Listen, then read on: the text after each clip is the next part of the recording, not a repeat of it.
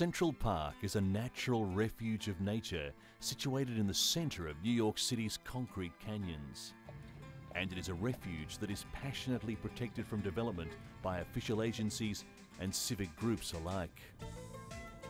But in a telling change brought on by shifting attitudes toward public space in the wake of the disaster of September 11, this has now started to change. The Whitney Museum of American Art, in collaboration with the Public Art Fund, have installed 5 contemporary artworks in the park. The works are all part of the Whitney Biennial in Central Park, a first for the museum and the first approved display of contemporary art in the park in many years. The Whitney Biennial is held each year and is a showcase for contemporary American art. The work that has attracted the most attention since its installation is a 50-foot stainless steel structure called Bluff.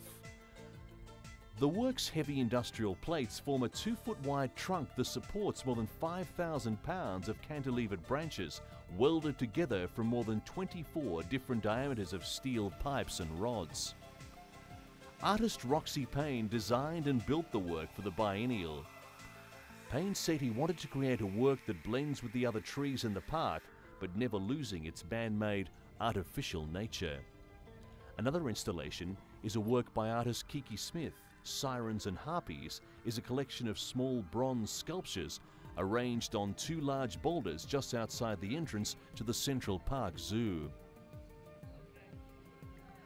The small figurines are a combination of half-bird, half-human features. Smith said she was delighted to have the opportunity to display her works.